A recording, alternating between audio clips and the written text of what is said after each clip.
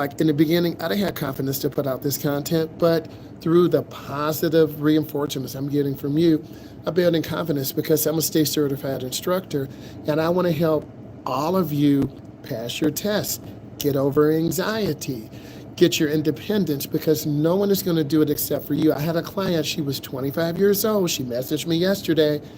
I don't have my license. I'm 25. What do I do? Here's what you do. You go to the Secretary of State. You take your test. It's called the TIP, a temporary instruction permit. You pass your test, you do your eye test, you drive for 30 days. You have someone help you. It could be your uncle, your auntie, older sister or brother.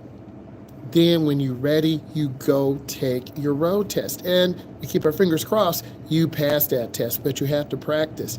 The world is full of distractions. If you're hungry, if you haven't paid your bills, you have a dog, you have a cat, you have a child, we're always preoccupied with, I have a meeting after this.